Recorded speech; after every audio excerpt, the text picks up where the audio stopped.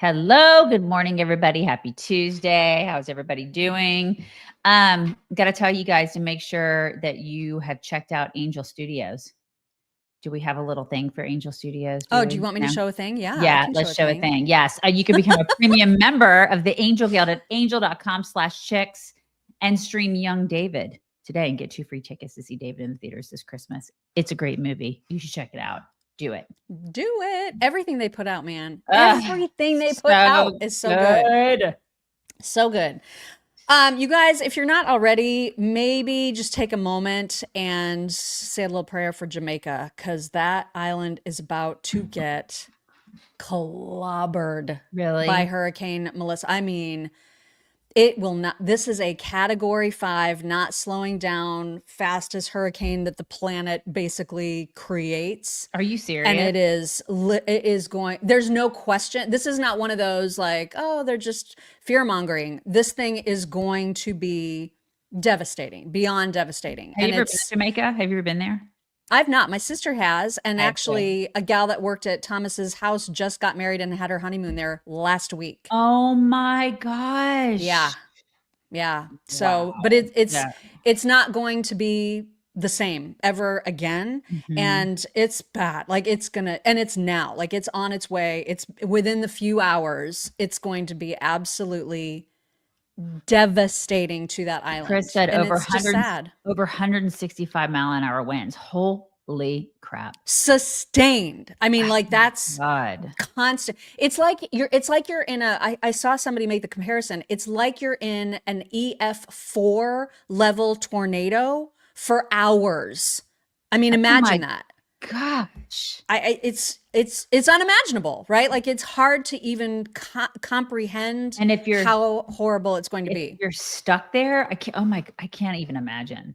I know there were all these people being like, why don't people just? It's 3 million people. They can't all evacuate. All they can do is brace themselves. Honestly, flights haven't been going out or in for the last few days. I don't know what you do except find the highest possible ground and be in concrete buildings and beyond that and pray. I mean, anyway, just be thinking about that because horrendous. Totally. Absolutely horrendous. Oh my goodness. It could be a long show today because there's a lot of crazy. A lot of crazy crap happening today, you guys. A lot of crazy people.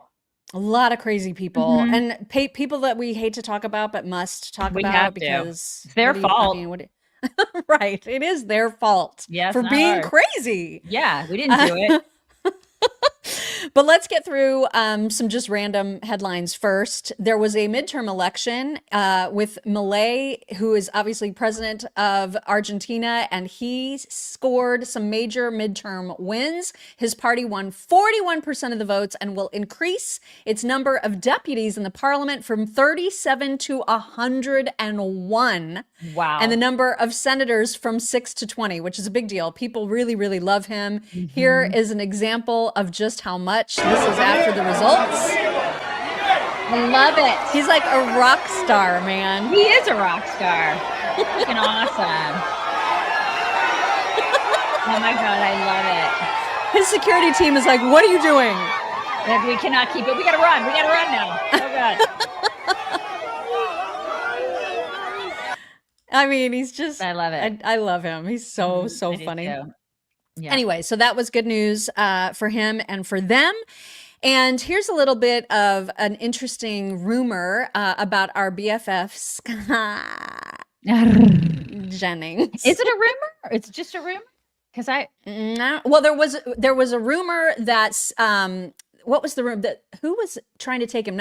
This is one of the rumors, okay, that Barry Weiss is wanting to get him for CBS, because now she's, of course, editor-in-chief at CBS. She is looking to get him, which she could, because he is not a full-time employee. Like, he's literally a contractor for CNN, so he can go wherever he wants.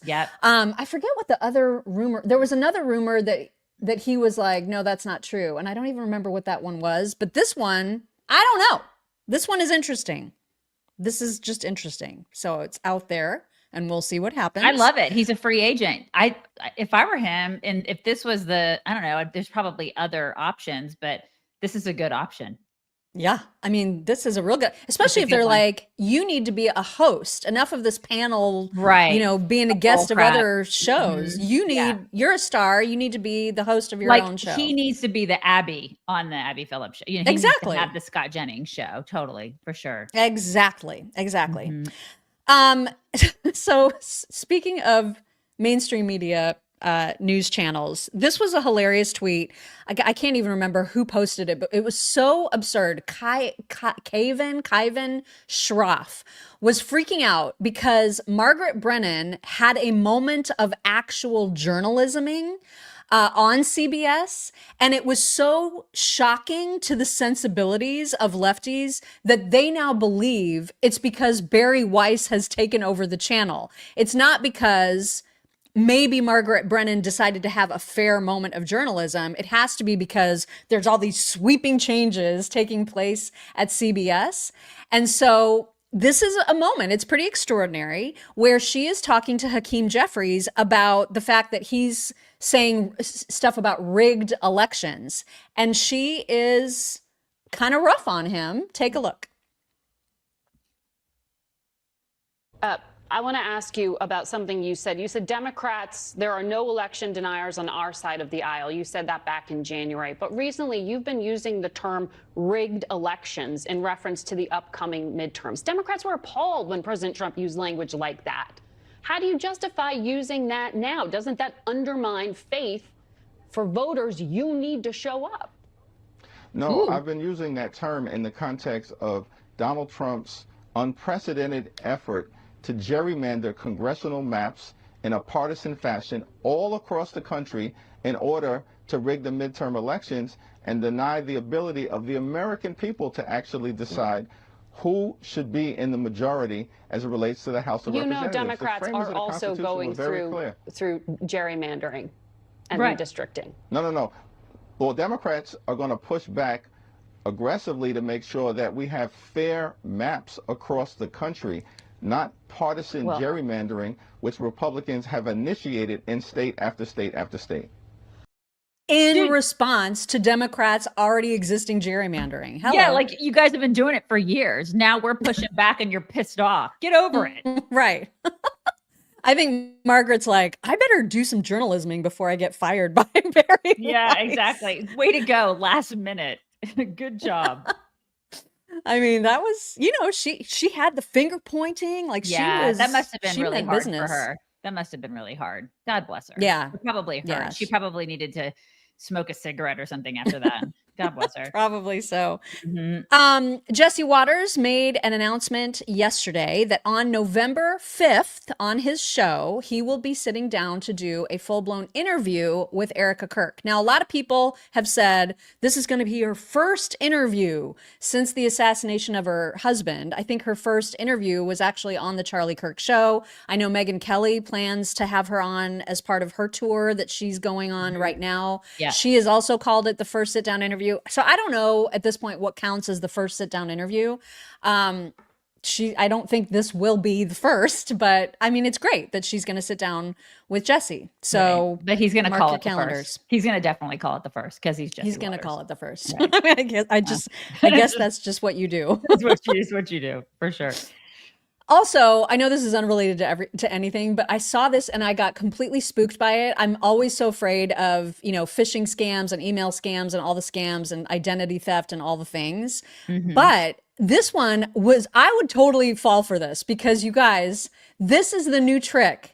They are putting an R and an N together to make it look like an M that says Microsoft.com. So it looks like a legit address. Look at that.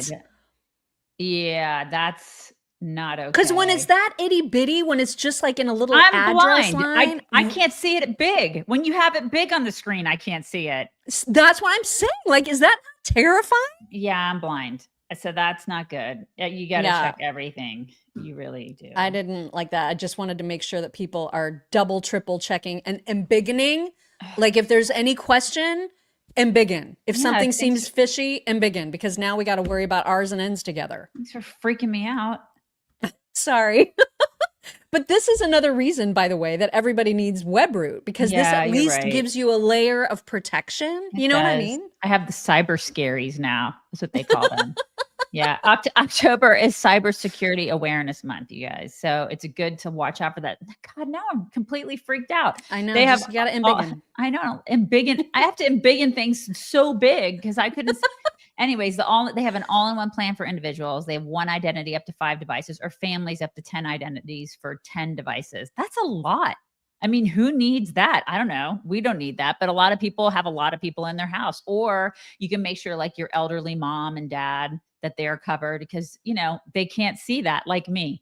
They cannot see. But kids, like, think about itty bitty kids who have social security numbers. That's like, you true. think it doesn't impact them because they're not out there getting credit, but it does. Yeah. People are stealing their stuff. It protects everything. They have antivirus, firewall, threat shielding, all this kind like stuff Webroot is what all the companies use. Like, people who know what they're talking about and what they're doing, they use Webroot. So you can get 60% off their total protection at webroot.com/chicks. That's 60, you guys, 60%, but only through webroot.com/chicks. So do that. Do it. Do it. All right. I apologize to everybody for this headline, but I saw it, and you also will have to see it. And it is from the New York Post. Kourtney Kardashian is launching Vag Pops. I don't know what they do or how you apply them. I didn't read the article because I was just like, I can't. Okay. I can't go into detail on this. I just need people to know that this was a headline. Vag Pops are a thing. So, I wonder if their father would hate them if he were still alive. I know that he defended OJ. But at the end, you could tell he was like, oh God, OJ is guilty. What have I done? I've done something terrible here. I feel like he would feel the same way about these kids. Like, he would be like, oh God, what have I done? What have I done? What have I done? It would be the same face. You know what I mean? As when he realized, I've defended a guy who murdered his wife. Oh my God. Same face here with the vag lollipops. What have I done? I've created this. I'm sorry I can't give you more information about it. But if you want to look into it, be my guest. You do you. Also, it is 100% official. I know that there were rumors and speculation, and everybody knew it was probably true, but now it is official.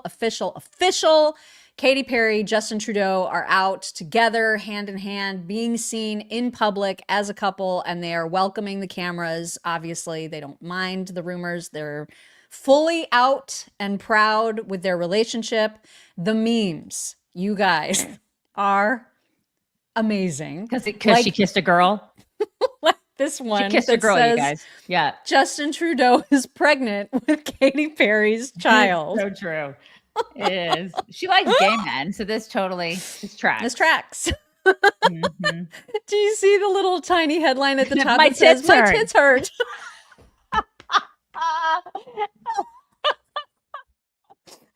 The greatest. It's so great. I love it so much.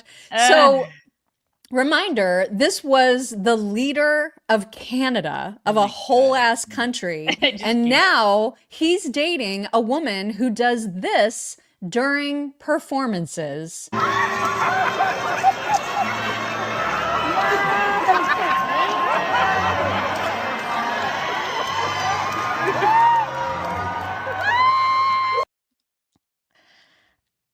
She is so awful. I can't. I just heard her music, everything about her.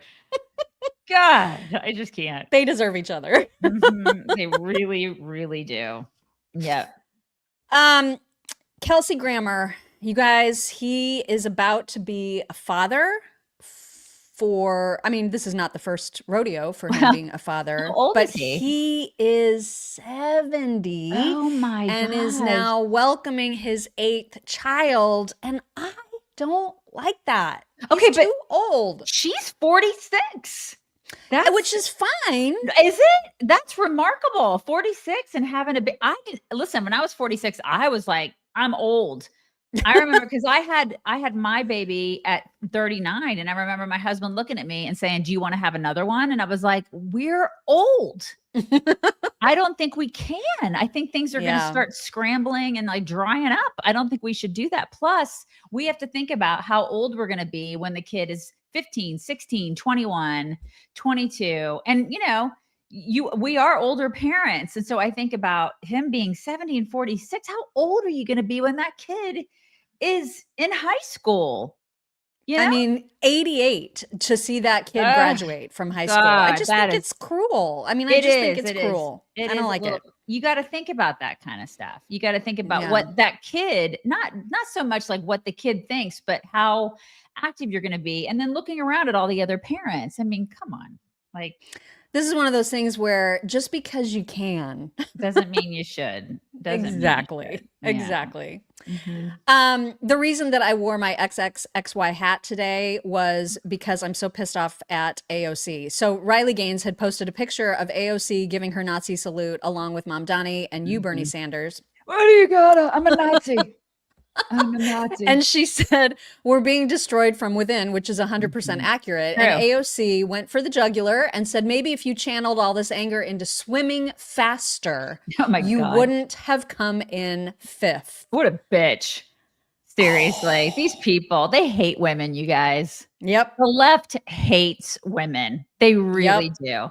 It's unbelievable to me. He was the guy that she tied with is 6'4", the man, the grown ass man who was shown his junk to everybody in the locker room, 6'4" and was 462nd as a man. Okay. All right, AOC. Oh, she's so awful. And then all these people on X are like, yeah, she sucks. And I'm like, really? I'd like for you to get out from behind your computer, get off your fat ass and swim against her. And we'll see. We'll see how bad she is. I cannot with these people, I know. It's ridiculous. Absolutely ridiculous. So yesterday we spent quite a bit of time on the whole ballroom thing, which continues to just make people crazy. And now, and we've also played a lot of videos from crazy people who are using their smartphones, their $1,200 smartphones, to complain about their lack of food stamps. Here is a little combo of both of those issues in one. And I know the price of the ballroom has gone up. It's now I think the price tag is like $300 million. Trump has raised $350 million. But regardless, it's expensive. It's just not this expensive. I just learned that I don't get to eat this month. I don't get my food stamps this month because a motherfucker in the White House, an orange motherfucker in the White House, wants a ballroom for $3 billion. I don't get to eat. What? My government is supposed to help me, not hurt me. Why is it hurting me? Why is it taking the money that we have paid into it to give us a ballroom? We don't have a king. Kings need balls. We don't. We're the citizens. We're public citizens. Why do we need a ballroom? We're not invited. That's a king's room. We don't need that. I need my food stamps. I need my food stamps or something's going to happen. What's going to happen? Something. Those things going to finally shrivel up and fall up your head? Good Lord. I mean, the hits just keep on coming with these people. $3 billion. $3 billion new price tag of the ballroom. $3 billion. So ridiculous. No idea. None. So much stupid. Oh my gosh, it's ridiculous. So much stupid today. Yesterday we talked about the fact that 42 million people are getting food stamps, which is just an absolutely unacceptable number. It is. Unacceptable. It's just stupid. And so leftists are trying to spin that like that's really good for the economy, if you can imagine. Susan Van said, every dollar spent on food stamps creates $1.50 in economic activity. Only the economically illiterate want to cut food stamps. So Mark Hemingway was like, just think of how big the economy would be if everyone were on food stamps. Hey, absolutely. Oh my God. I know, you can't make it up. Only the economically illiterate want to cut food stamps, you guys. This is their thought process. It's liberal math. It's really hard to argue with retards. I can't. Yeah, it's people are it's going to be mad that I amazing. said that, but I'm a child of the 80s. It's okay. Yeah, It's all we've right. brought it Everybody's back. gonna be fine. It's fine. We have brought it back. Uh, And also, because we showed that chart yesterday where it showed just how many of those 42 million come from illegal immigrant families. So many illegal immigrants are using social services in a way that is just enraging. And there's a new word that I absolutely fell in love with that I saw on Twitter that I think is the perfect word for these ungrateful people. Gimmigrants. oh my God. It's so you. It's a smushed word. I love the Right? smushed word. It's so great. Gimmigrant. You guys It's run with perfect. it. That's fantastic, Moth. It's a great Right? word. Oh my gosh. Right. I just absolutely love it. It's a Gimmigrant. You guys hashtag Gimmigrant. Run with it. Hashtag Gimmigrant. Love it. So also, we're still told by lefties that you're not supposed to use the word illegal to describe a person, illegal alien, illegal immigrant. You're not supposed to say that, right? You should tell me what to do. Absolutely. One of the people who believes that is Brandon Johnson, the mayor of Chicago, who is a complete idiot. And here is how he admonished a reporter who asked a question about illegal aliens. We don't have illegal aliens. I don't know if that's from some sort of sci-fi message that you wish have had. Well, listen, the legal term for my people were slaves. You want me to use that term too? So look, let's just get the language right. We're talking about undocumented individuals that are human beings. The last thing that I'm going to do is accept the type of racist, nasty language to describe human beings. Yes, naturally, we're going to focus on semantics because, hi, we're Democrats and we're dumbasses. Hi. And there's a word for you. Yeah, they're illegal aliens. I still call them illegal aliens. Illegal immigrants, illegal aliens. They're illegals. They're illegal. They've broken who the else law. does? Genesis. Yeah. Remember? No fun being an illegal alien. Remember? Remember that song? Remember, you guys? Anyway, 80s. that's our generation. Yeah, it's the 80s. So yesterday, he's on his Asian tour. In fact, he was speaking early this morning, and I'm sure that there'll be clips from that, as there always are, whenever Trump speaks about anything, anywhere, ever. But when he was on Air Force One, he had a gaggle of press folk with him, and they were asking about these rumors. That's right. Isn't that what they call it? It is. It's like a group equals a gaggle. Gaggle. Is that right? Or am I making that up? No, I love gaggle. I think gaggle. Okay. I love the word gaggle and Gimmigrant. You guys run with it. All of it. Okay. All right. I didn't think I was making that up. But anyway, somebody was asking about, this, a couple people were asking about this whole idea of him running for a third term. And Marco was standing right behind him. And so he was talking about how good of a team it is and doing just enough trolling. I mean, not being all serious Steve Bannon about it, but, talking about how much he would like it if he were able to run. But he does talk about the team and specifically Marco. Here he is. Well, we have great people. Well, I don't have to get into that, but we have one of them standing right here. We have JD, obviously, the vice president is great. I think Marco's great. I think, I'm not sure if anybody would run against us. I think if they ever formed a group, it would be unstoppable. I really do. I believe that. I would love to do it. I have my best numbers ever. It's very terrible. I have my best numbers. If you read it, am I not ruling it out? I mean, you'll have to tell me. All I can tell you is that we have a great group of people, which they don't. They have Jasmine Crockett, a low IQ person. They have AOC's low IQ. You give her an IQ test. Have her pass like the exams that I decided to take when I was at Walter Reed. Those are very hard. Marco. They're really aptitude tests, I guess, in a certain way, but they're cognitive tests. Let AOC go against Trump. Let Jasmine go against Trump. I don't think Jasmine, the first couple of questions are easy. A tiger, an elephant, a giraffe, When you get up to about 5 or 6, and then when you get up to 10 and 20 and 25, they couldn't come close to answering any of those questions. I just love Marco in the back. He's like, He's like that friend who's like, my friend always fights. I'm just standing here. You know what I mean? There's like the one friend who's like, in the front. And then there's the one friend in the back that's like, that's right. That's right. And I think everybody knows which of the two of us are fit what role. Yeah, that's pretty easy, you guys. Oh my God. So there's another and you heard him say, am I ruling out a run for myself? I don't know. You'll have to tell him. Like, he's doing just enough trolling, right? And so someone asked about the possibility, and maybe this is one of the ways that Steve Bannon thinks it's possible. I don't know. But someone brought up, it's hard to hear, so I'm going to just spell it out what they were saying. The possibility of J.D. Vance running for president with Donald Trump as vice president so that J.D. could then immediately resign, oh my God, making Trump the president. I mean, so this is a way that they're throwing around. Oh my God. And you're going to hear how Trump responded to that idea in just a second. But first, we want to make sure that you've gotten your copy of A Natural Path by Dr. Dennis Black. Oh my God, you guys. So, I'm sorry, I'm coughing. So Dr. Black, Dennis Black, he's the founder of Ruff Greens. We love Ruff Greens. We love it. Our dogs love it. Oh my gosh. He has a brand new book, like Mock showed you, The Natural Path to Pet Health, How to Save Thousands on Pet Food and Vet Bills, which you can if you buy this book. He is a great supporter of the show, and we want everybody to support him and support this book.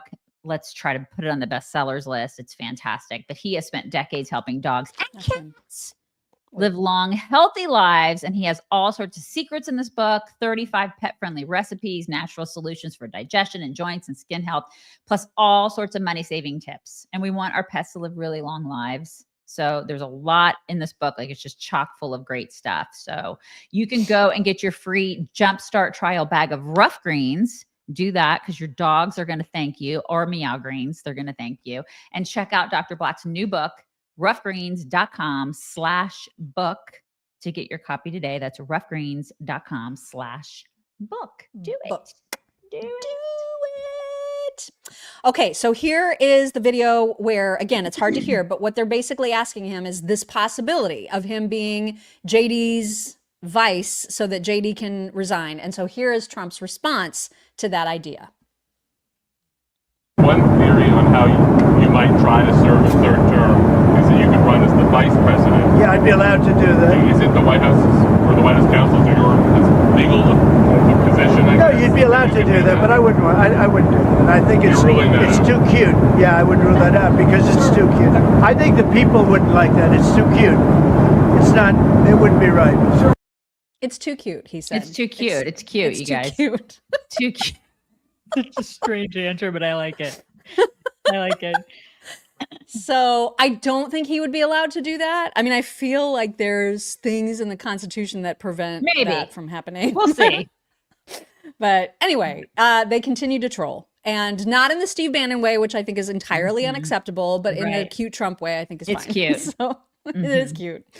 Also, as part of this trip that Trump is on in Asia, it was in Japan. He may still be in Japan, actually, meeting the very first female Japanese prime minister, who gifted him Shinzo Abe's putter and golf bag, which is a huge, huge honor.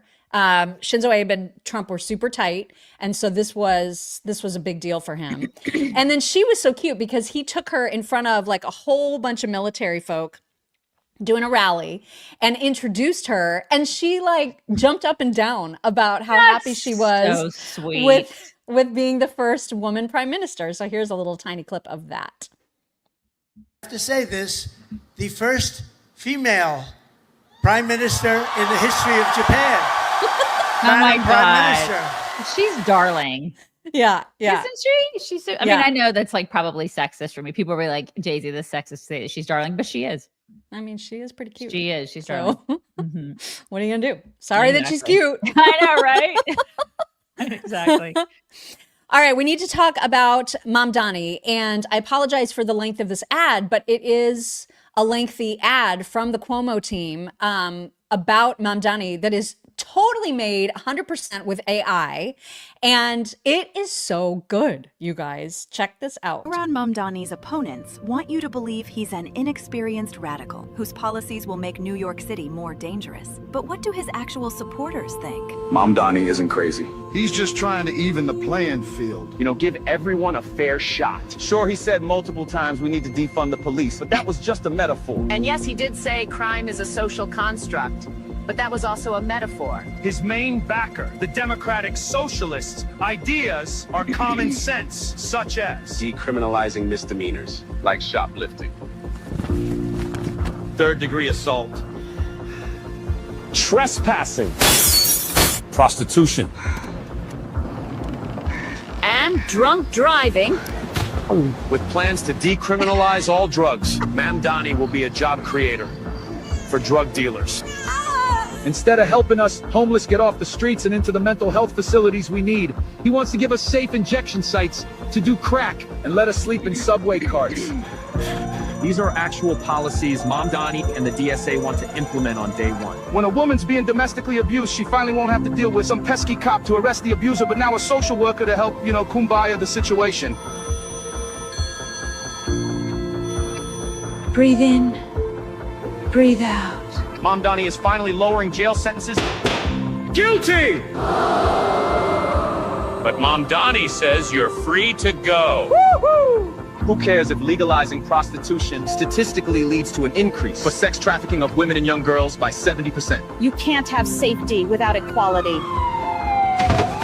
For unlawful abiding citizens like us, globalize the Intifada. I'm a criminal. I'm a criminal. I'm a criminal. I'm a criminal. Yep.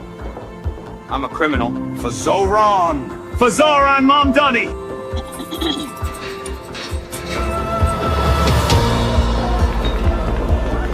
I didn't have a real job until I was 30, but sure, give me the keys to the city. What's the worst that can happen? Paid for by Cuomo for NYC. It's fantastic. Right? And people are like, it's racist. It's all this. It's like, how is it racist? What? I know, right? People are complaining that it's a racist ad. I'm like, okay, everything's racist to these people. But but how? Well, I don't even understand that. How is anything racist, right? I guess maybe it's because some of the criminals in there were black, I guess. But some of them weren't. Right. Like one So of them was stupid. One of them was Nancy Pelosi getting out of the car. So whatever, But Oh my God. The guy's an actor. He's a plant. He has one mission, and that is to go and to basically destroy New York City. He wants to turn it into Islamic theocracy. That's what he wants to turn it into. If you think otherwise, you're high. That's what he wants to do. He's practicing that taqiyya bullcrap. That's what he's doing. He wants to totally destroy it. He hates that city. He hates America. He's just like Ilhan Omar. Ilhan Omar hates this country. What do you think she wants to do? She wants to turn it into the shithole that she came from. Yep. I mean, people can get mad at me and say that I'm a terrible person for saying this. It is the truth. That's what they want to do. He doesn't want to make it better. He wants to make it worse. It's like he wants to make it into like the Islamic utopia. And so the group that is his main supporter, as mentioned in that ad, the Democrat Socialists of America, they are openly calling for Elias Rodriguez to be freed. This is the guy that shot that Jewish couple outside of the, was it a theater that they were at? I can't remember, but in DC, do you remember that sweet Jewish couple that was coming, literally not doing anything but just existing? Right. Shot them in the back, shot and killed them. And now the DSA Liberation Caucus is like, that guy should be freed. He's a political prisoner. Yeah. Yeah. Oh my God. What? I mean, I can't. He'll opine about how Muslims are treated here. How are Christians treated in Muslim countries? I ask you. So, yeah. I mean, Muslims are treated pretty great here. Look at you. You're running for office. And probably he's going to win. Yeah. And amazingly, he has the support of the most unlikely people, including Jewish rabbis. You guys, I don't even understand the ad that you're about to see. Rabbi. Hi, Rabbi. Hi, Rabbi. Hi, Rabbi. my God. We're among the thousands of Jewish New Yorkers who've been out door knocking and phone banking to elect Zohran Mamdani. We're also rabbis. We know Zohran will fight to make our city affordable and safe for our families. And for our neighbors of all faiths and backgrounds. As New Yorkers, we're also just people who live here, who don't want to get priced out of this incredible city that we call home. We know fellow Jews want to be able to afford housing, transportation, and childcare for their families too. As Jews, as rabbis, as New Yorkers, we believe that all people deserve to thrive. Zohran agrees. I cannot. But let's get real. This isn't only about belief. It's about action. So let's build a flourishing city. Together, let's elect Zohran. Just 4 morons. Start a band. I can't. You cannot lead a city, a state, or a country that you hate. Ask the Obamas how that worked out for them. Oh my you know God. what I mean? What in the world did we just see? Right. And he hates you, ladies. They were all ladies, God. right? Were they all ladies? One of them was kind of sus. One of them was clearly a man. That was a man? Okay. Oh, yeah. That was definitely a dude. I couldn't. Okay. Can't tell. Yeah, that was definitely. It's hard to tell these days, you guys. It's really hard definitely to tell. a dude. You know what it's not hard to tell the difference of, though, is really good fresh pressed olive oil between this and store-bought, like on the grocery store shelves when you don't know how long it's been there. You can definitely tell the difference. Yeah. This is the real thing. Because olives are a fruit. Did you know that? They're fruit. I didn't know that because I'm not a foodie. I don't really care. I have a problem with that. That I'm not a foodie, or that olives No, are a fruit? that it's a fruit. It should be a vegetable. It's not. Olives it's are like a fruit. tomatoes. Right? Yeah, you're right. Olives are a fruit, and so olive oil is actually a fruit juice. So olive oil is at its peak of flavor and like nutritional potency when it's fresh pressed and it's like right there. So the stuff at the grocery store is kind of nasty, you guys. It's because it's been on the shelf for months, sometimes years. It can become flavorless and rancid and that nasty. And people don't know. Like they just have grown so accustomed to the taste of like grocery store olive oil. Right. You don't understand what good olive oil tastes like until you've had this. And now I'm a big like dip really fresh bread into this olive oil person. Like I used to only be able to do that at nice restaurants, but I don't like leaving my house. So this stuff is amazing, you guys. It's so good. And I'll get it. We'll get a couple bottles of it and I share it with friends and they're like, oh my God, this stuff is, and then they get it because it's the brainchild of TJ Robinson. He's the olive oil hunter. It's so good. You will never go back to the stuff that you were having before. I promise you. And as a special introduction to his club, TJ Robinson is willing to send our audience a retail size 39 bottle of one of the world's best olive oils. It's just the best. It's so yummy. You guys are going to love it.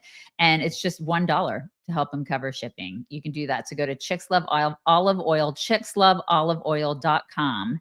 Get a full size $39 bottle of fresh pressed olive oil for just $1 shipping. No commitment. You can just get the bottle and then you're going to want to do it. I promise you. It's chicksloveoliveoil.com. So good. Oh, it's so good. So good. All right. Good. There was an interesting article from Semaphore, I think was the outlet. And Frank Luntz actually tweeted about this, saying that according to a new autopsy of the 2024 campaign strategy, Democrats have weakened their party with their left-leaning ideas and rhetoric.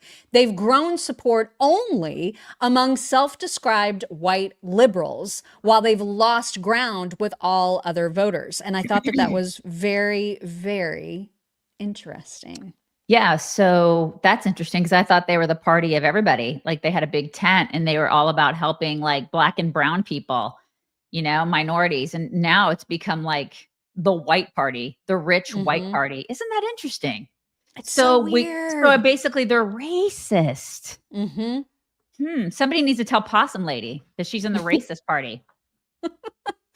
Go figure. Well, and KJP, she is still on that book tour and she's getting a lot of publicity for her interviews. I just read the most damaging interview with her. I think it was the New Yorker. It was a piece in the New Yorker. They did an interview with her that is so like cataclysmically terrible that if she still had a career, it would be a career-ending interview. That's how bad she was in it. Like, and this is, you just read it. You don't watch it. You read it, and that's when you really get a sense of how incompetent, incapable she is of answering questions like a normal person. She just cannot do it. And so now seeing some of the clips of her in these actual video interviews, they're interesting, but not as interesting as this New Yorker interview. Make sure that you go read it after the show. But in the meantime, she was asked recently by a podcaster whether she had any regrets about any of the things that she said on behalf of Joe Biden. And I don't think she liked that question. Karine, do you have any regrets at all for anything that you said while you were speaking on behalf of this administration? Look. It's a simple yes or no. You don't even know. Yeah. Because you're asking for a yes or no question. I want to put some context to it too. I woke up every day. I woke up every day very proud to be the White House press secretary. I woke up every day as a Black woman who is queer, who no one had ever seen someone like me at that podium standing behind that lectern. It was an honor and a privilege to have that job. Wait. She's Black and gay? What? I know. Queer. We had no idea. Not gay. Queer. I'm sorry. It's different. Black and queer? Because we never knew about that. This is why y'all keep losing. Keep it up. Nobody gives a shit about the melanin content in your skin, lady. Nobody cares. Nobody cares who you sleep with. We are so tired of that. Nobody cares. It doesn't make you better at your job. In fact, it deters from it. Like, we don't care. It doesn't make you a superhero. And you know what? The normal gays are getting sick of it too. Yeah, absolutely they are. And remember when the Robert Hur report came out about Joe Biden, and he basically was like, oh, he's just like sort of this pathetic old man that has trouble remembering things. And she put that guy on blast, utterly ruined his career. So I think this is MSNBC, who actually is really getting after Karine Jean-Pierre about whether Robert Hur deserves an apology from her. And once again, she does not like this questioning, you guys. You were talking about the difference in being at the podium and then now in your personal capacity. The special counsel, Robert Hur, when his report came out about President Biden and the classified documents, you stood from the White House podium, February 2024, and you said that his commentary was gratuitous, that it was unacceptable, and it didn't live in reality. And clearly the American public saw another side of Joe Biden's mental acuity during the summer's debate.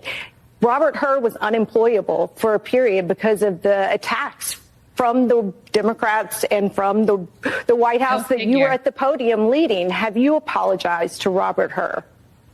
I mean, look, what I can say to you is I saw the president every single day. It wasn't one-offs. It wasn't once in a while. I saw him every day.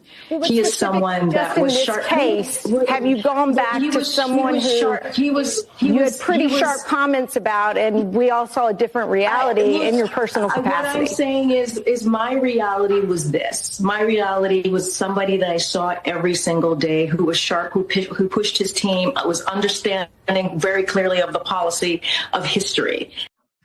Just more liar, man. She just never answers questions. This is exactly what she did when she was in that role. She just talks in circles, never answers questions, then flips through her damn binder. Remember that? The binder. Oh God, that binder. I mean, the binder. She was so dependent on it. So dependent. God. Oh my gosh, just awful. And she wasn't the only one who was engaged in a cover up. I know that they will deny it until the cows come home, but she was in a cover-up. And still is, based on the way that she's answering these questions now. But so too was the former DNC chair, Jamie, I don't even remember his last name. It doesn't matter. But he was recently on with Charlemagne the God.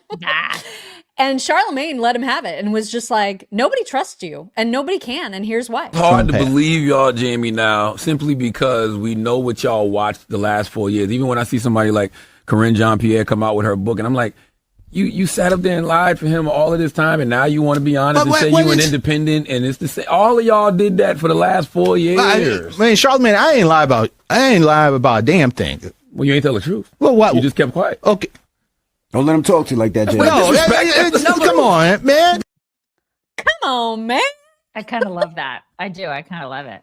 Yeah. I mean, because it's true. Everybody lived in reality and saw what we saw, heard what we heard. You can't continue to tell us, oh, I was with him every day and I saw something nobody else saw. Right. We're on to you. And silence was lying. Mm-hmm. So if you can say, well, I wasn't lying. Yeah, but you not speaking the truth is lying. Yeah. And she lies to this day. Yeah. To this day, she continues to do it. Yesterday, we talked about the fact that Kamala is not done. And so I guess that means she's not ruling out another potential run at the White House. And this was a discussion that was had on MSNBC yesterday.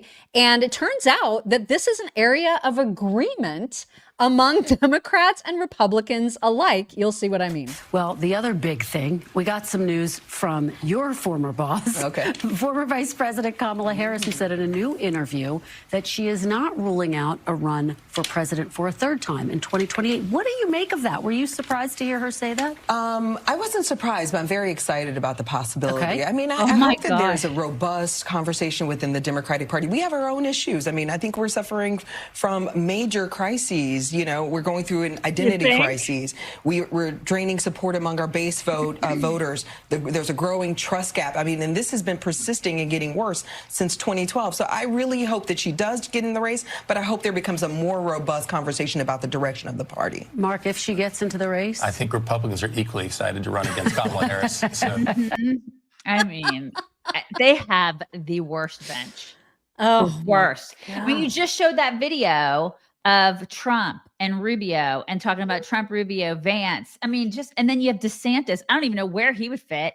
And then we've got Tulsi. We've got all these people that you could throw in the mix who are so competent and normal and good. And then it's their side, which is wah, wah, wah, wah, wah. Yeah, it's scary. So bad. It's scary. I mean, they might as well just wheel Hillary out there and be like, don't give him any ideas. I mean, it's just so bad. So bad. It's bad. I have to show you guys the cutest pictures ever of like one of our most favorite fans ever, Donna Birch and her friend cuddling up in a Cozy Earth bubble blanket, like the cuddle blanket that I have here. That's the one I have. That's the color I have. Yeah. Oh, is that the color you have? And then look, the ivory. Also the dog loves it as well. No. Look at that dog. You guys, we're careening into the holidays. I'm here for it. I'm putting my tree up this weekend. This weekend it goes up. Okay. I've already started buying Christmas presents. You can go ahead and judge me. I don't care. And one of the best presents that you can buy for somebody is Cozy Earth. Like their pajamas, their bedding, the bubble cuddle blanket that you just saw. I love Mock has the gray one sitting on, and I have the ivory one. We got the blanket, the bubble cuddle blanket for our kids for a housewarming gift about a month ago, and they're obsessed with it. It's the one that you have. They got the gray one, and I have the ivory one, and it sits on my recliner in the living room. And everybody knows it's my diva blanket, and you don't get to sit on it unless you ask for permission. There's nothing like that blanket.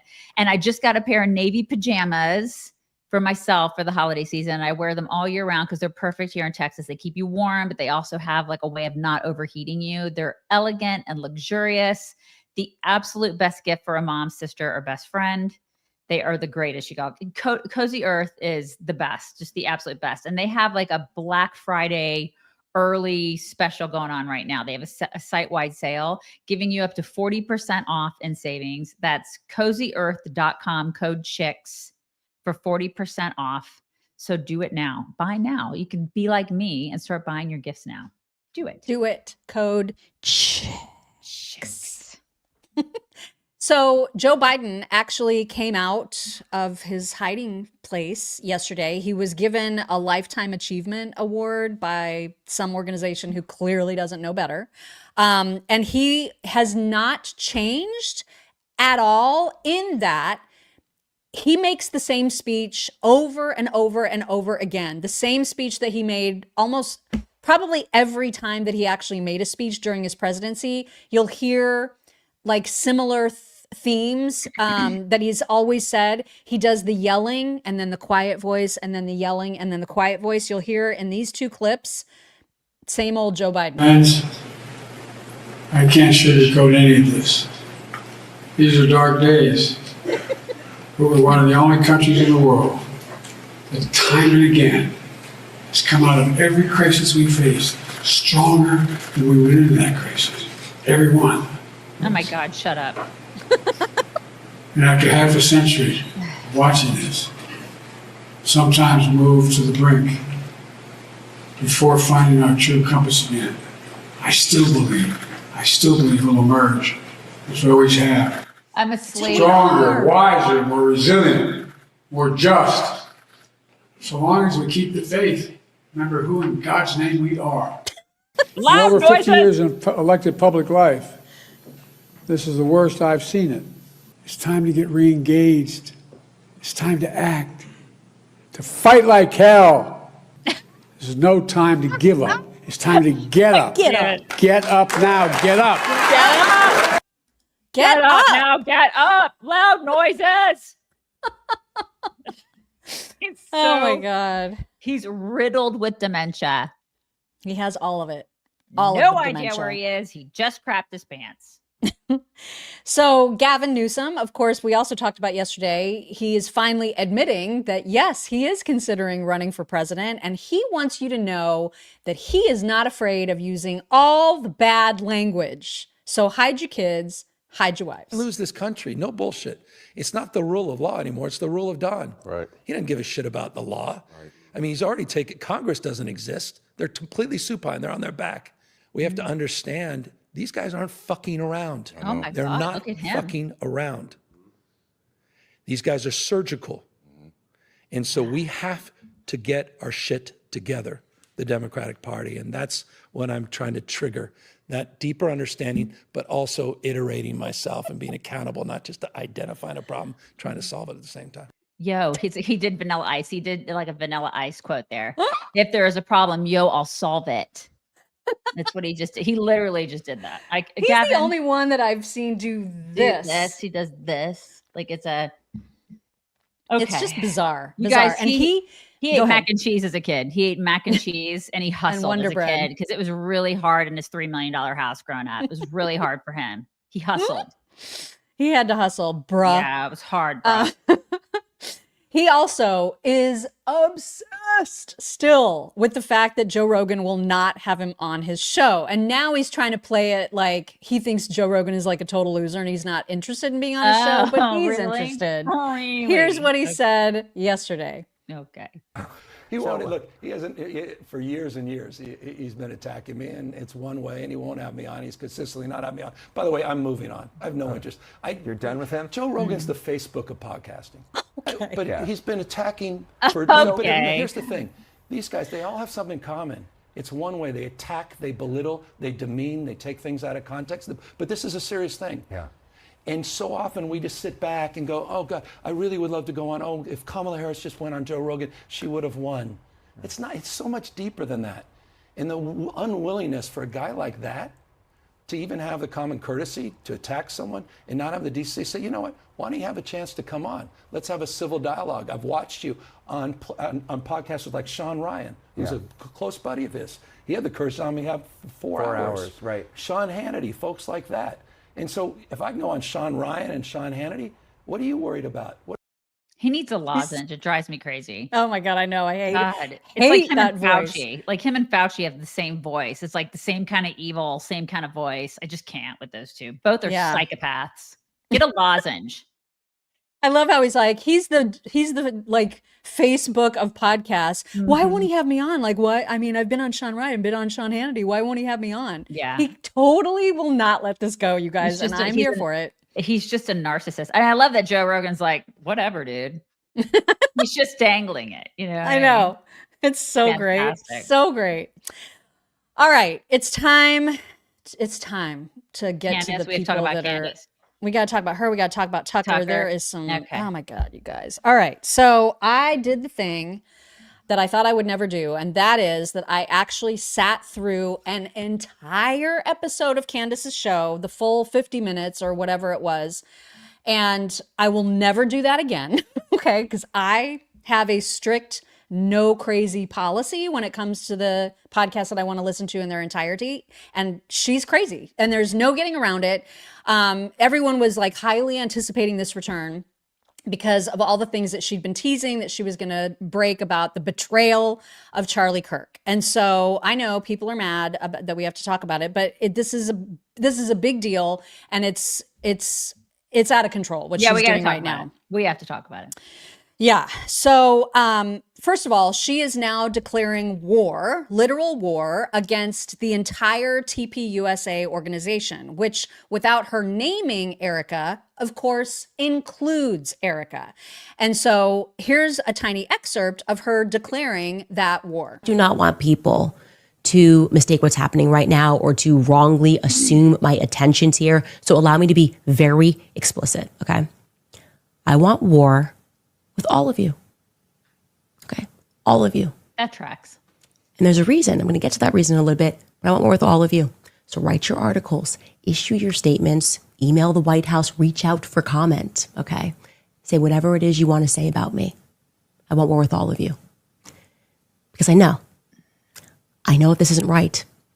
And there is no way you are going to convince me and the rest of the world that all of this is normal. We're not just going to keep on going and jump into a succession plan. We're going to figure out what the hell happened on September 10th first. And I'm going to tell you guys, Charlie had a vision. Which we'll get to. Okay, so she is declaring war, in case that wasn't explicit enough. One of the things that she highlighted that were not highlighted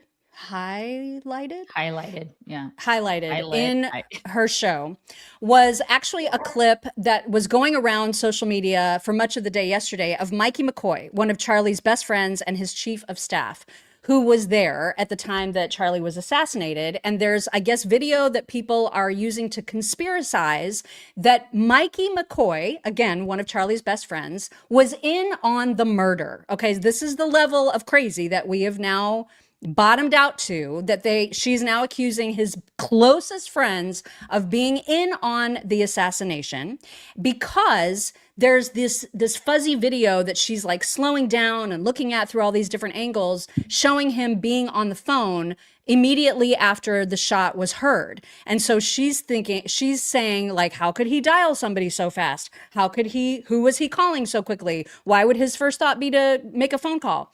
Before her show even came out yesterday, the Charlie Kirk show addressed that video, and they did it in a way that made 100% sense.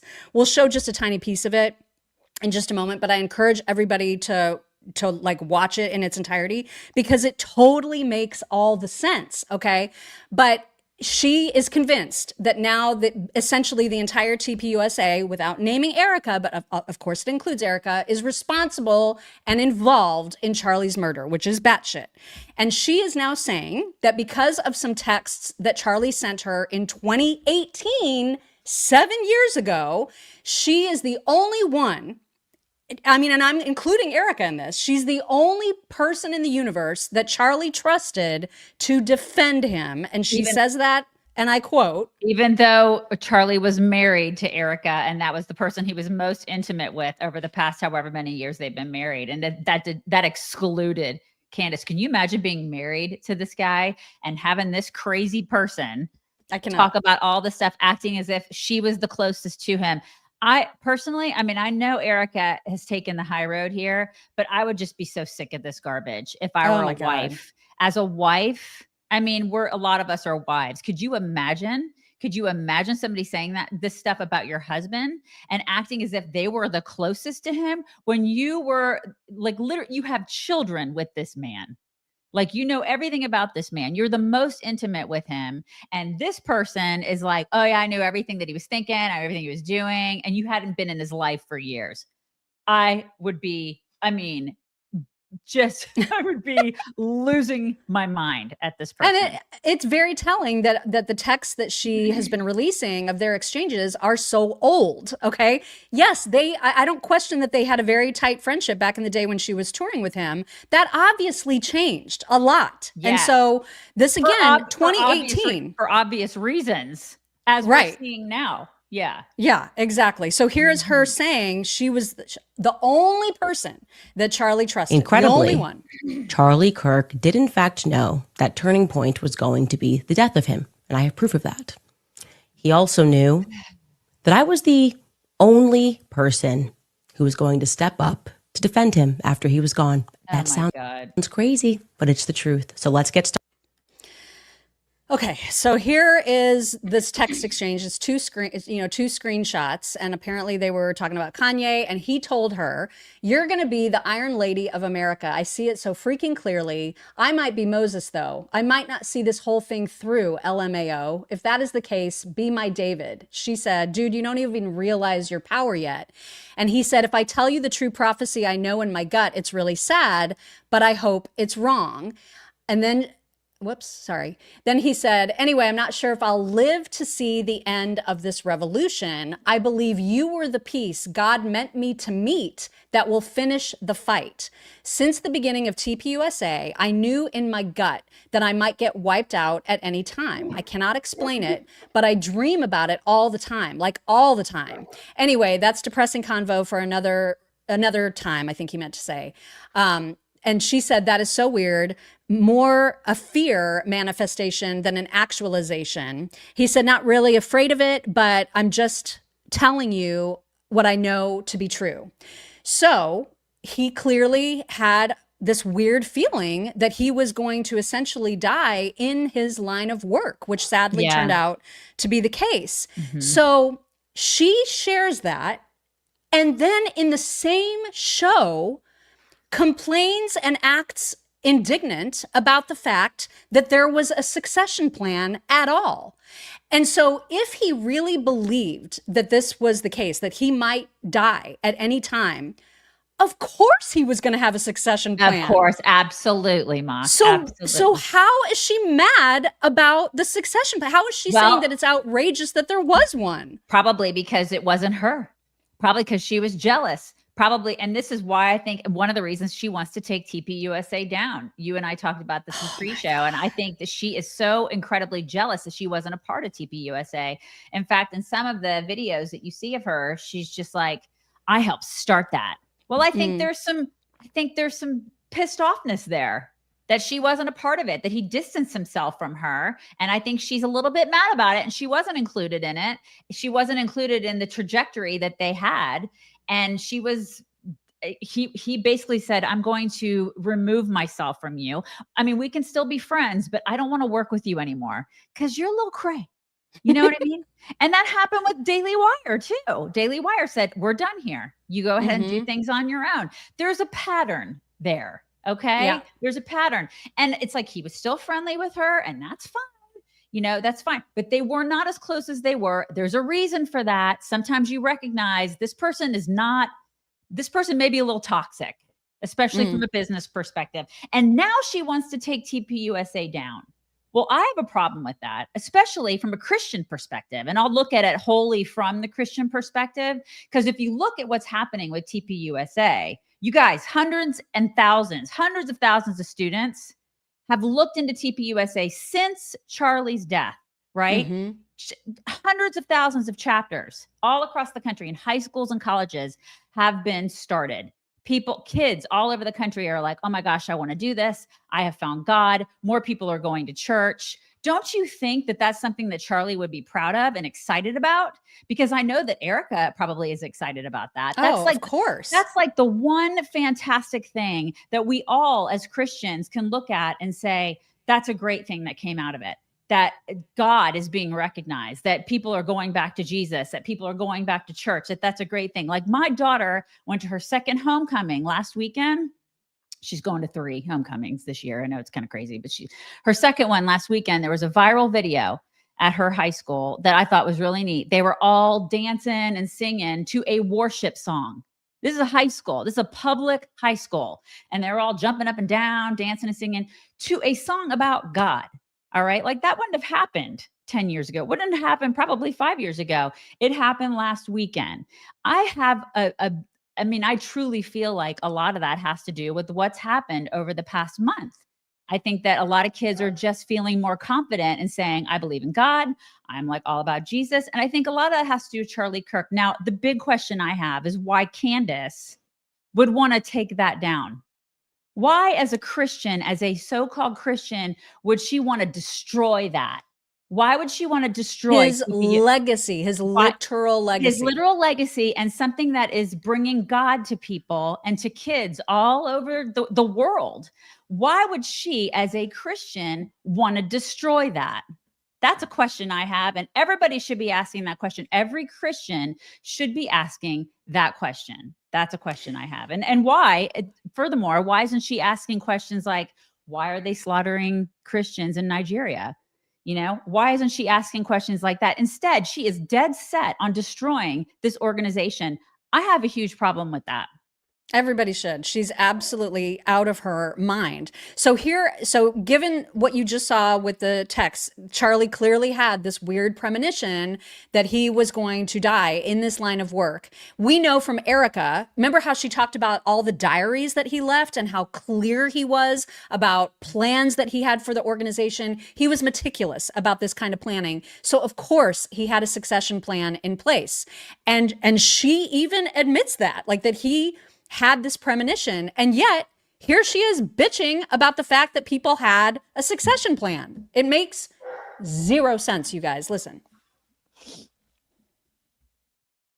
And here it comes, I promise. Because they should sound familiar. It's the exact terminology that was utilized by Pastor Rob McCoy just 4 days after Charlie was murdered. In front of his congregation, he spoke about Charlie's succession plan that he was somehow privy to. I don't know why, but he knew 4 days later and announced to the world that Charlie indeed had a plan. Take a listen. Everyone's worried about the leadership of TPUSA. Don't. He was wise enough at 31 to put together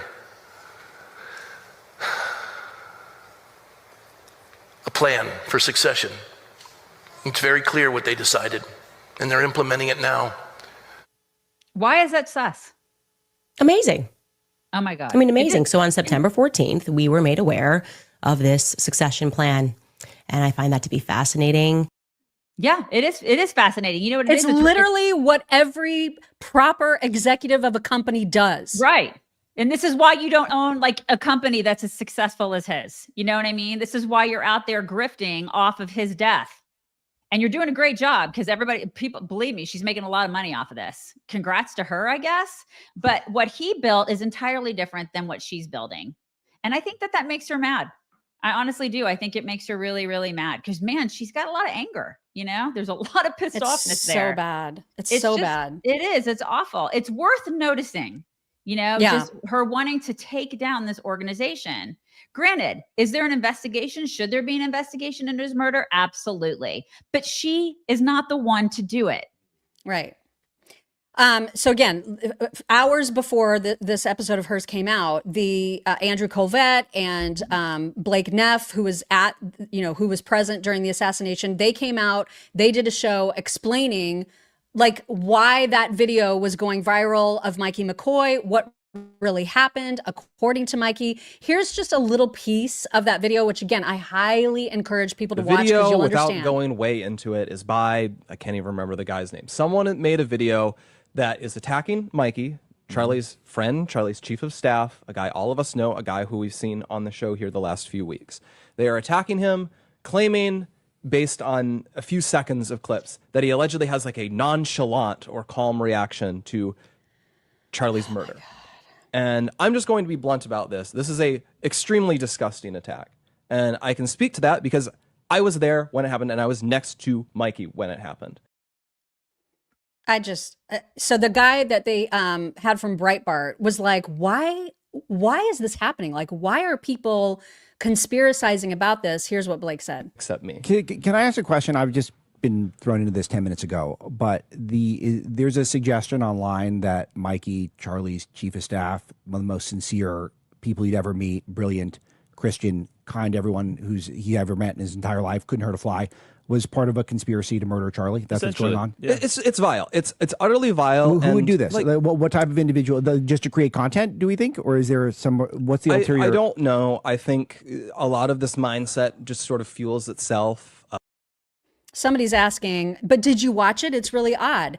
Yes. Have you watched the explanation that we just mentioned of them talking through what Mikey went through? Because it makes so much more sense than Candace's crazy conspiracies. It often the most simple thing is true, and that is the case with this entire assassination, I think. And so she's gone so far beyond how bad I thought she could that I almost can't believe it. Mm-hmm. And I will never listen to a full episode of her show again. Yeah, ever. And I think it's awful when people are just so hanging on her every word. When she's literally come up with at this point it's been 6 different conspiracies as to what happened. Yeah, don't to him. forget the bees. Yeah, I would never forget the Jubies because they wear the little yarmulkes on their head. But this is the thing. She's come up with all these different conspiracies, and people still are like, "Oh yeah, I'm gonna follow her." Oh my God, she's doing the best work. And then somebody said it's not about the money. Okay, because you know how this shit works behind the scenes. I'm sure you're. And they're gonna they're putting a target on Mikey's back now because some of her followers. I've seen the tweets. They're crazy. They are literally accusing him of murder, and that's dangerous. It's dangerous, you guys. It's dangerous to accuse people of that stuff, and I hope that they start going after her. Same. From a legal perspective.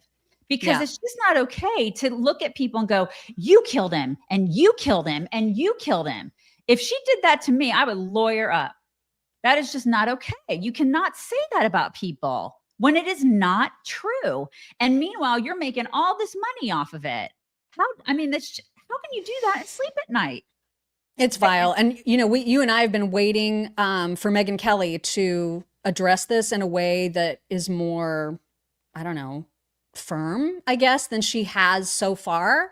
And she's on tour right now. And so someone in her audience captured this Q&A that she had with a member of the audience who's a big Candace fan, apparently.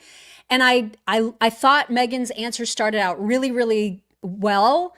And then she's so kind to her. And I don't understand it. She's been disappointing. Very disappointing. Here is how she answered. About the Candace Owens of it all, okay?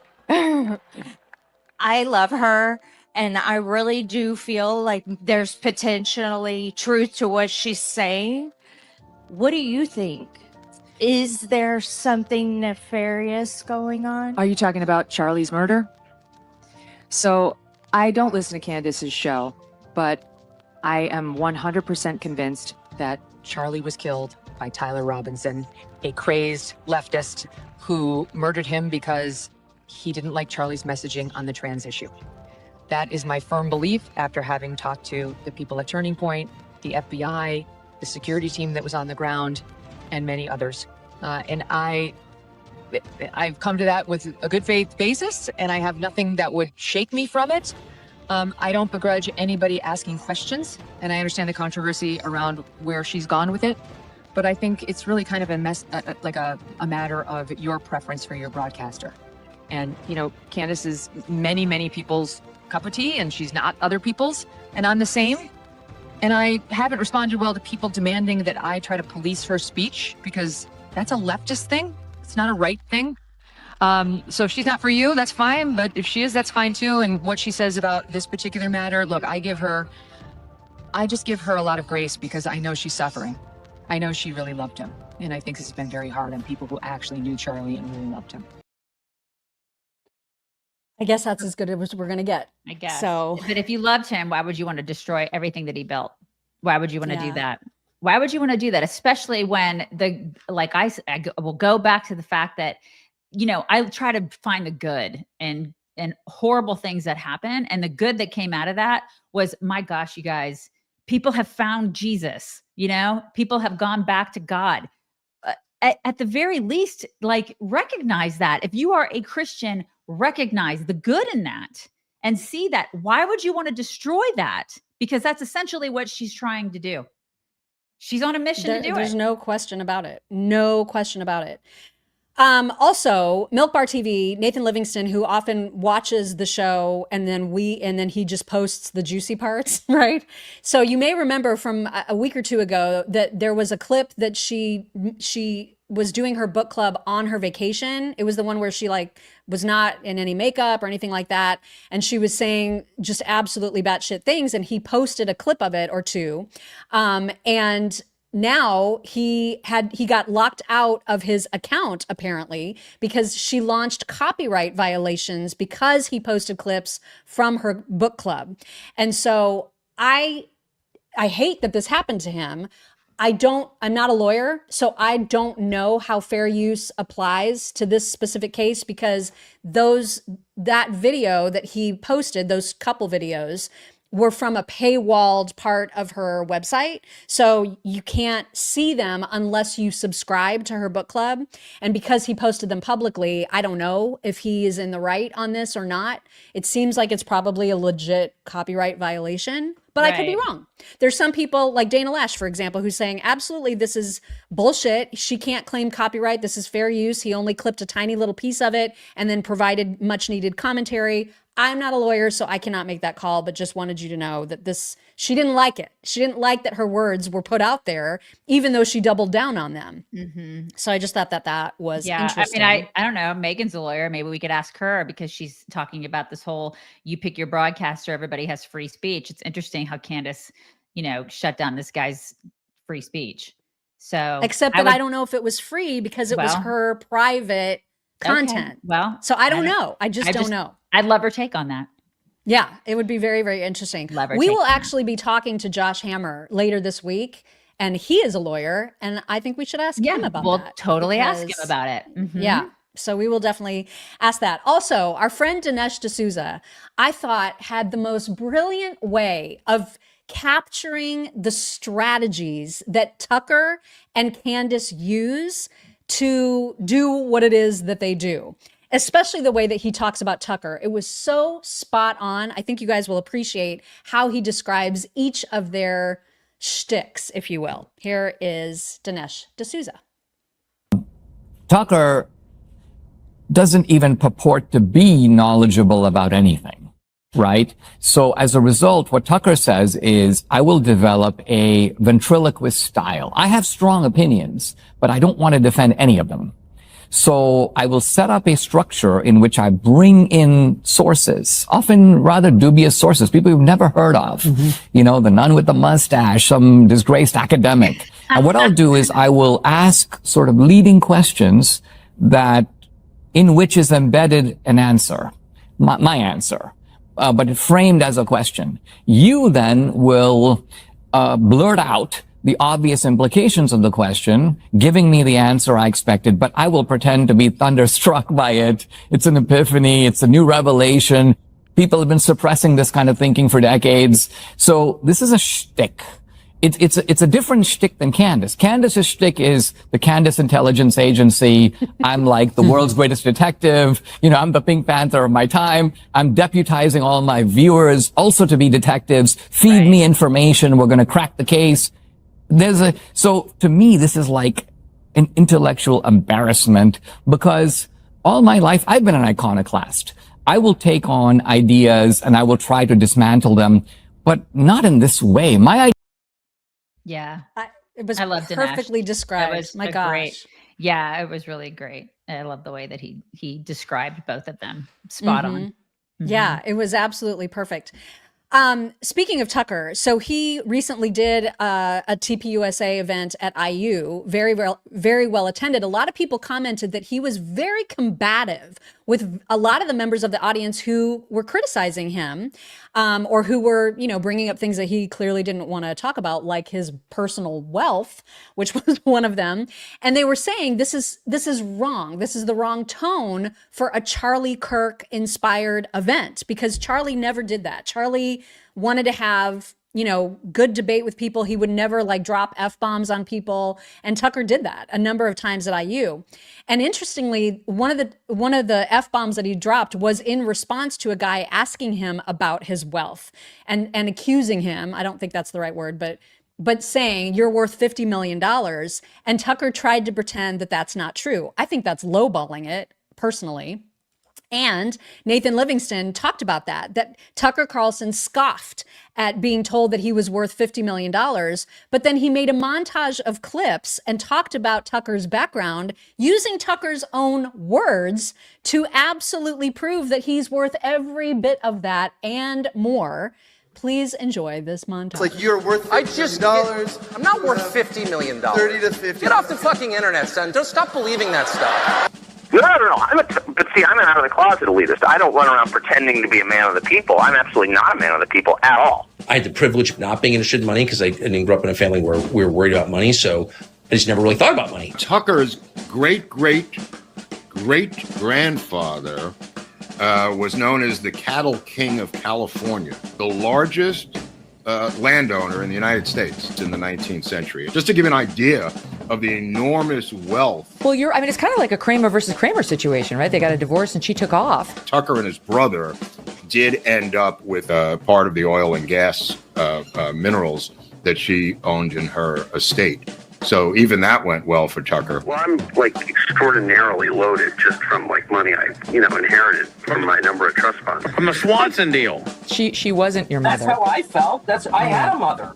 That's my right. dad got remarried to someone I think of as my mother. 1979, the father, he's going to marry Patricia Caroline Swanson. She is the heir to the Swanson billion-dollar fortune. Unbelievable. The frozen food family. Serve Swanson dinner soon. I'm extraordinarily loaded just from money I, inherited. You're a trust fund baby, are you not? No, completely. I've never needed to work. I think there's kind of a deep phoniness at the center of his shtick. $50 million? Right? Because the whole thing is predicated on the fact that he is who he says he is. And just nobody is that person, especially not someone who makes $1 million, or many millions a year. You got real defensive there. I just read a number that's a lot of money.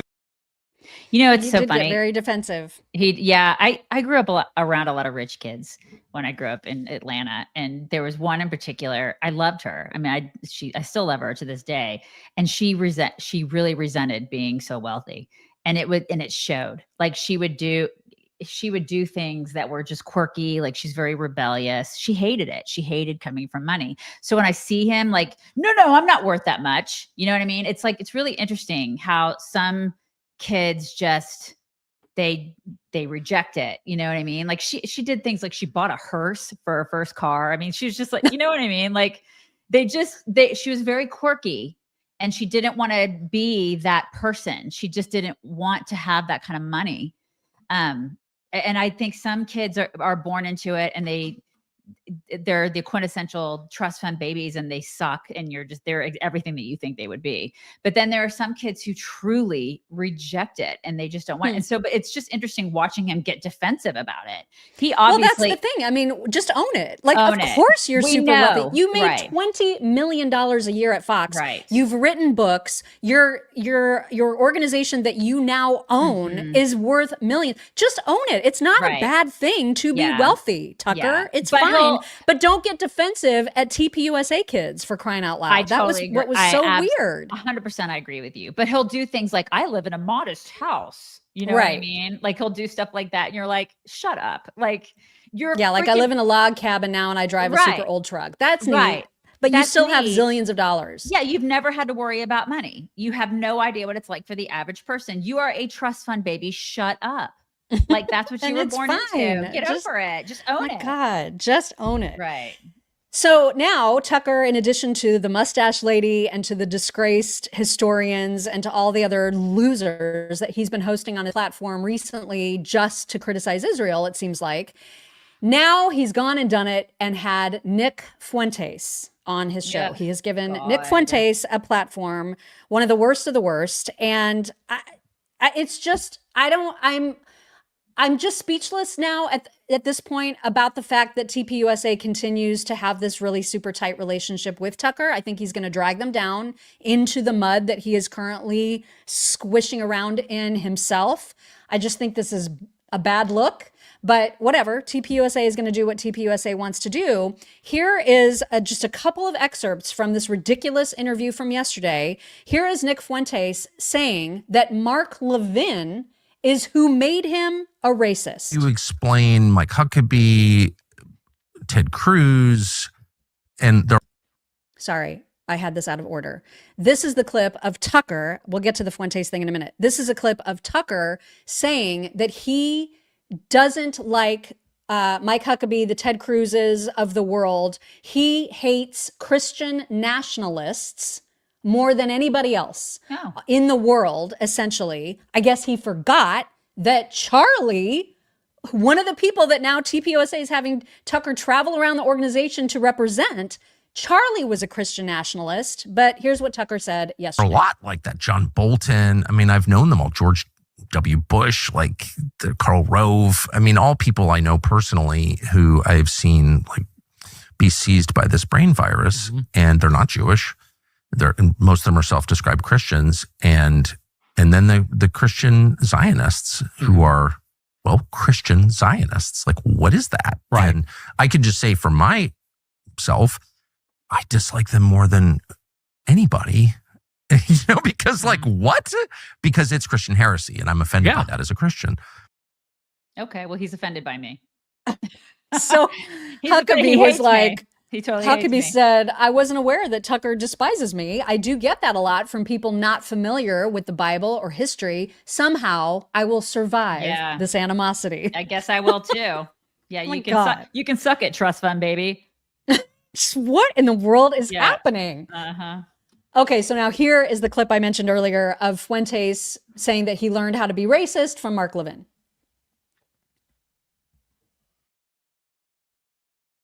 It was just not even, it's actually, you're going to love this.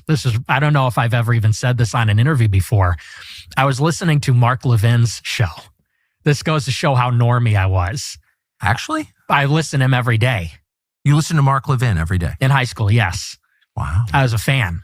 I loved his show. And I actually liked how he was kind of obnoxious and mean to his callers. Yeah. Vicious. And I liked that. I thought that was funny. But I'll never forget one show.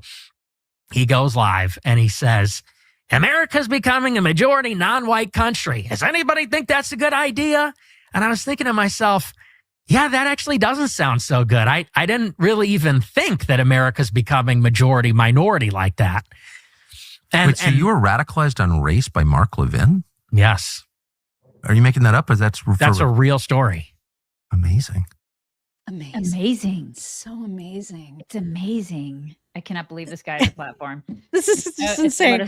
What is our effing world right now? What is it? What's right? happening? Mm-hmm. And then this clip happened. I don't even know how to prepare you for this. And Tucker, I guess, seems moderately not okay with it. I don't know. Again, he gave this guy a platform, so he gets what he gets. Like late December. It's actually funny. It was December 18th. I remember because that's an important date to me. And it's Joseph Stalin's birthday. Oh. I'm a fan. You're a fan of Stalin's? Mm-hmm. Always an admirer. But we don't need to go into that, I guess. Well, that's okay. Let's get back. We'll circle back to that. It was weird because the reason I mentioned that, it was almost like because I woke up that day and I was like, oh, it's December 18th. And I was just like very acutely aware of like, today's like a strange day. This is the day that the attempt happened. Jesus.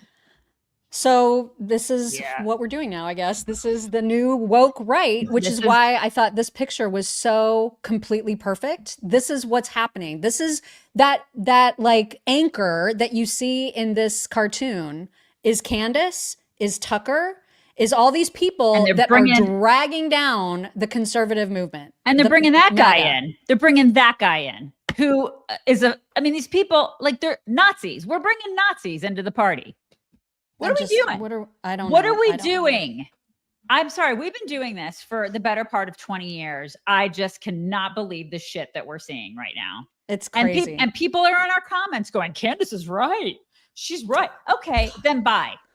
Yeah, please don't follow us if you're a Candace fan, because I feel like that's like an infection that I don't want to catch. Right. You know what I mean? It's a cancer. It is an absolute cancer in our party. And honestly, it's like we do this because we love it and we have an unbelievably awesome community. I don't want that infiltrating our community because these people are awesome.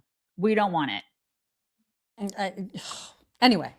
enough of that, because we need some fun things now. Gross. It is Halloween week, and I do love me some very, very interesting and unique and clever costumes. And this one is a little bit naughty, but I like it. Check it out.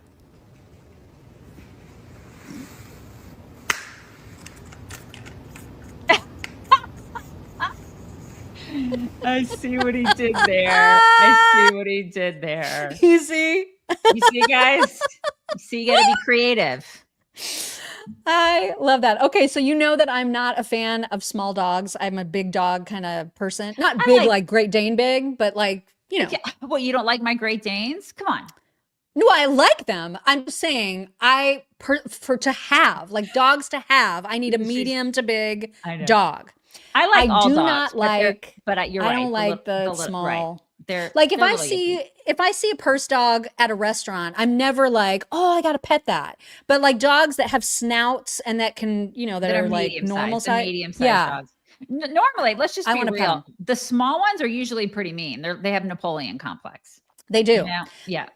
Except for dachshunds, which I will love forever. I love them so much. It's like the one little dog that I always want to pet. I love them. And now like a small to medium sized dog is starting to grow on me. And it's because we keep seeing greyhounds in our algorithms for some reason. And so I am seeing them a lot. And this one has a lot to say.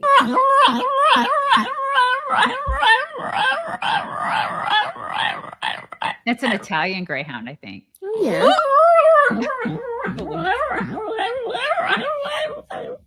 You want to tell me more? So cute. You need a vocal. You need a vocal dog, a vocal one. I don't know if I'd like that in practice. In theory, I really like it. Mm-hmm. In practice, I think you'd like it. I don't know. You'd be fine. I think you'd like it. Also, dogs that are big often steal food, and they do it in the most hilarious ways. Please enjoy. No, sono i No, no. I got me a motherfucking fork. You bitch!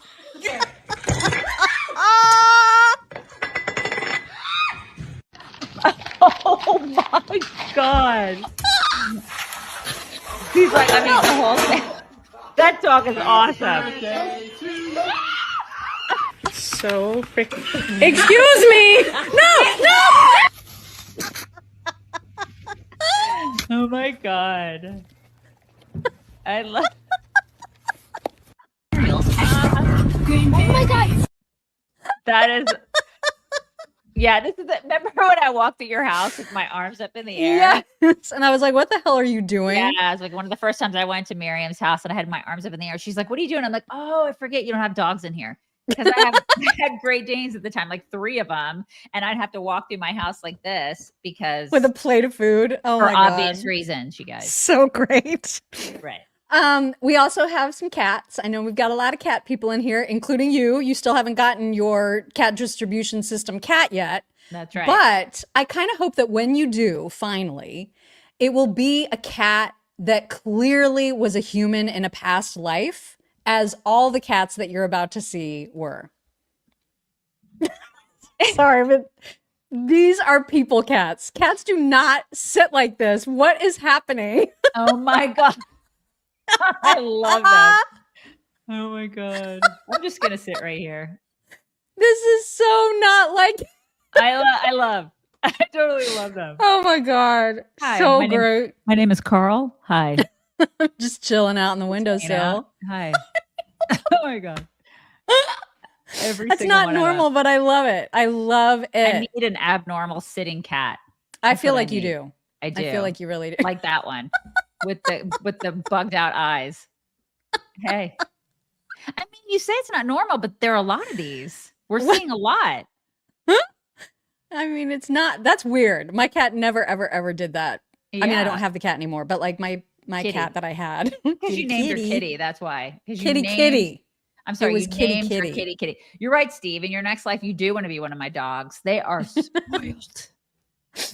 Oh my gosh. All right. So I do have some thank yous to give out, and I think I can make it through You think today. we're gonna I get can through today? I Okay, think I good. can read them. Hang All on. right. There's like a spammy person in here. I need to get rid of that. Okay.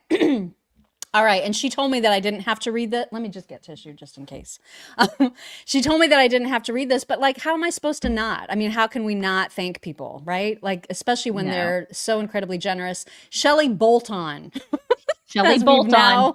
now we know to call her Shelley Bolton. I love it. Said, Miriam, no need to read this aloud. I just wanted to join the other voices to let you know that you're so very loved and being prayed for fervently and constantly. I picture your Thomas running and playing with my little girl, Laura. There's more, so I will send another. And she did. Y'all know I can't STFU. Mock, I'm so proud of you for how well you did on the show and can't tell you how much we appreciate and admire you being so strong and diligent. We love you both so much. Proud to call this community my friends. I'm so proud of her too. She's done great. Thanks. I am. I'm doing good when I don't think about the doing great. elephant. Uh-huh. Yep. Kimberly Poole donated to the Cerebral Palsy Foundation. Very much appreciated. So sweet. And then Lisa Rhodes made a donation to Love of Labs in Indiana, which that's where I got Maisie.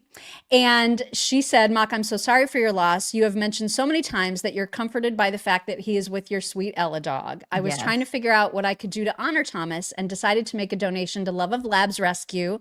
Always remember that as a believer in our Lord and Savior, you will see him again, and it will seem like it has just been the blink of an eye when you're reunited. Hugs and prayers to you all during this difficult time.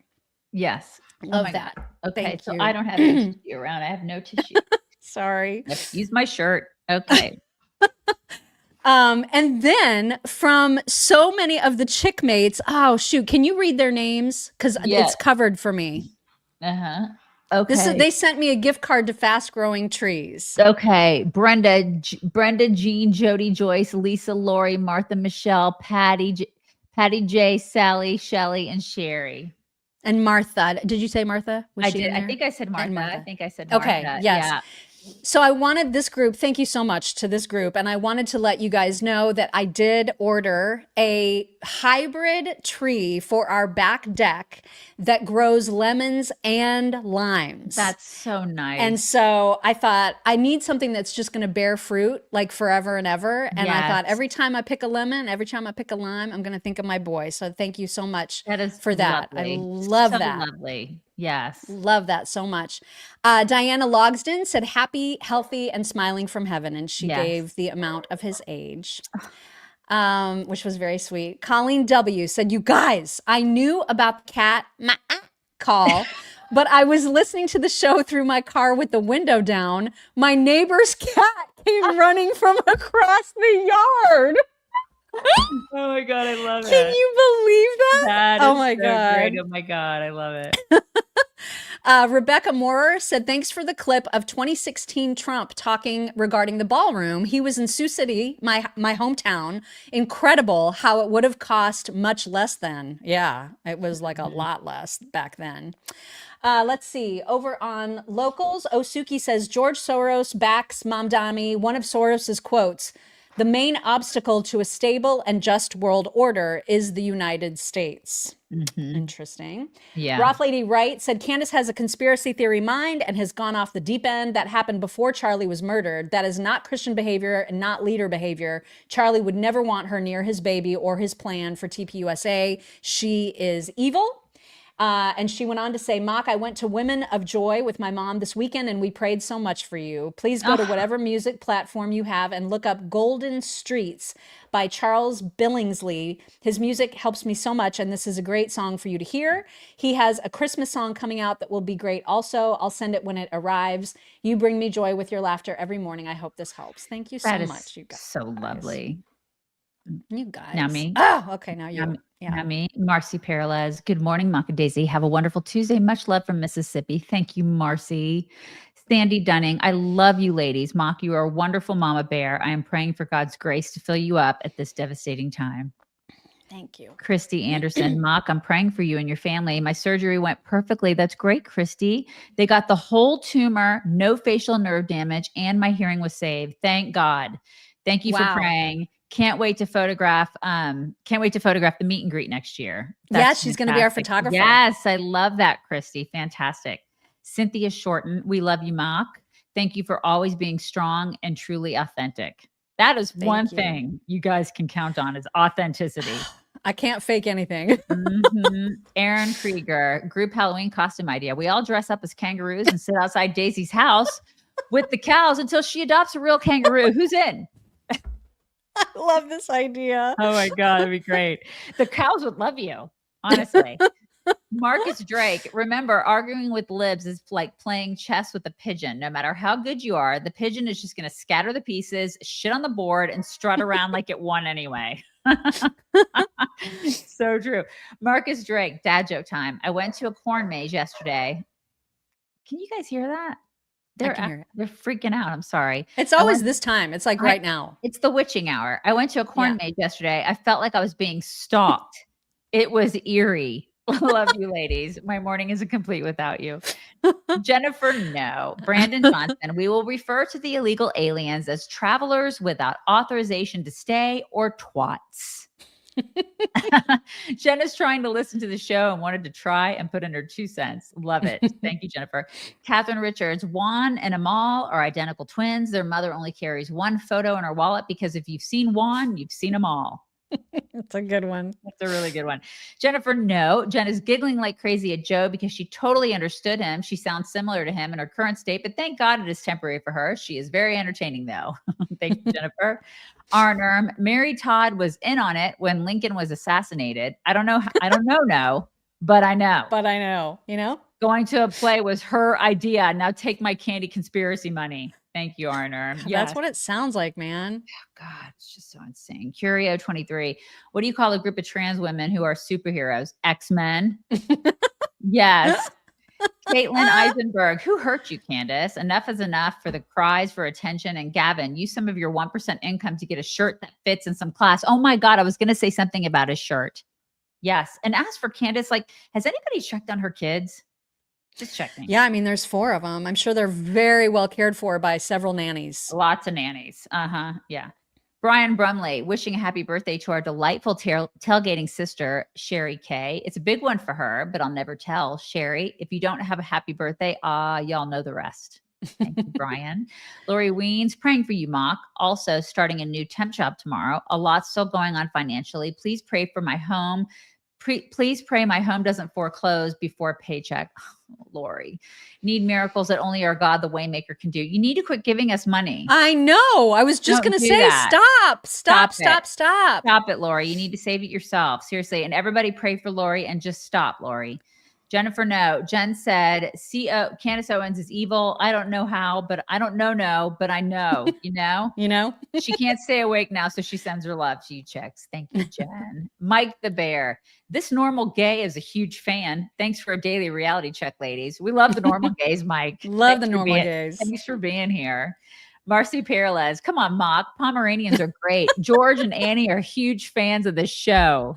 I mean, they're great for other people. I just can't. I could not have a small dog myself. Pomeranians, I can't. They're do cute. It. They take grooming. Anything that needs to be groomed, I can't have. We can't. If it's like if it's prissier than like me, then I can't do it. I can't. Shelley Bolton. My Snickers watches with me all the time when she's not begging for food. That is, I love it. Lori Weens. I would love my Chihuahua. I would love my Chihuahua Donovan. He's not, or you would love my Chihuahua Donovan. He's not nippy at all. A great protector and people pup. He will bark at you for 5 minutes and then be all over you with loves and kisses. Okay, I would love him, Lori. I would love him. And you know what? I'm pretty sure that Coda would be completely petrified of him. That's the way it works. He'd be in the corner like peeing.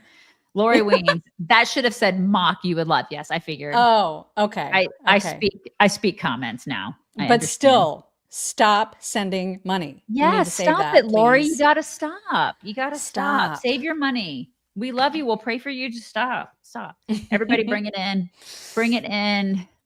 And we are going to have a great day. You did. I'm so proud of you guys. I'm so proud of Mock. It's going to be a great week. Everybody have a wonderful Tuesday and we'll talk to you tomorrow. Bye, everybody. Hello, beautiful people. This is the Chicks on the Right's Indian correspondent. Thank you for watching or listening. Be very sure to like, subscribe, and ring the bell to stay up to date on all of their delicious content. Okay, thank you. Come again. Okay.